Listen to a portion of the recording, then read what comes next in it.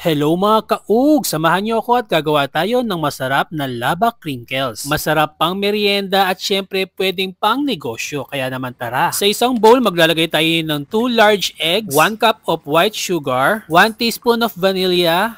Ayan, Bakersfield yung ginamit natin, and then haluin lang natin to ng kanang kamay. Pagkatapos ito, maglalagay tayo ng 140 grams ng all-purpose Philmico flour. Maglalagay rin tayo rito ng 1/2 cup na cocoa. Premium dark cocoa yung ginamit natin para mas masarap. And then let's add 1 teaspoon of baking powder, 1/2 teaspoon of salt. Para walang buo-buo, syempre, i-sift lang natin ito. Mag-add din tayo ng 1/4 cup na vegetable oil na muntik nang makalimutan. Gamit ang kulay pula na wire whisk. Mix lang natin to ng kanang kamay. Siyempre, pag medyo nahirapan pa, kulay pink na spatula yung gamitin natin. Takpan lang natin ito. Chill lang natin ito for 3 to 4 hours. Habang chini-chill natin, siyempre gawa na tayo ng ating topping or ng chocolate sauce. Mag-add lang tayo ng 1 cup of evaporated milk sa ating pan, 1/2 cup of sugar, 1/4 cup of cocoa powder. So, ulitin ko lang, gamit ko yung dark cocoa ng Achievers. Para hindi puro pait, maglalagay tayo ng salt. Add lang tayo ng 2 tablespoon of cornstarch para medyo malapot yung ating chocolate sauce. Kung sarap kaya pag medyo malapot, di ba? Anyway, 1 to 3 tablespoon pwede kayong maglagay kasi medyo malabnaw kapag isa lang. So haluin na muna natin to para walang buo-buo. Gamit lang tayo ng silicone wire whisk para hindi magasgas yung ating bago na pan. At saka natin isasalang sa mahinang apoy. So hinaan lang natin. Pwede namang malakas muna, tapos kapag medyo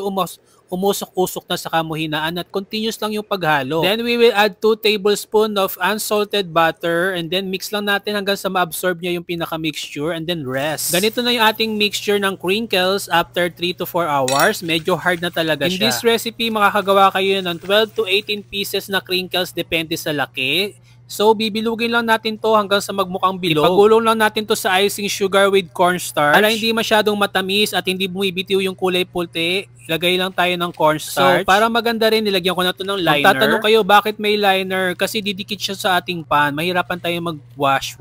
Kailangan merong parang thumbprint yung ating crinkles. So, ayan, ganyan lang. Ganyan mo lang siya sa ating icing sugar para hindi siya dumidikit sa iyong teaspoon. Bake lang natin ito sa preheated oven, 190 degrees, 12 to 15 minutes. Huwag mo sosobrahan at madadry na ang iyong crinkles. So, bago mo i-bake, dapat press na press at baon na baon yung iyong teaspoon sa iyong crinkles. Dahil pag naluto yan, babalik yan sa dati, magiging flat yung iyong crinkles. Kapag flat yung iyong crinkles, walang paglalagyan ng chocolate sauce, ganyan lang yung gawin mo. Ibaon mo lang ulit habang mainit pa ang iyong crinkles. Para pag naglagay tayo ng chocolate sauce, effective ang pagkalava-lava effect niya. Nilagay ko lang ang chocolate sauce natin sa butter dispenser. Pwede mo namang kutsarahin o kaya gumamit ka ng piping bag. Ganyan lang kadali at meron ka ng chocolate lava crinkles. Follow for more.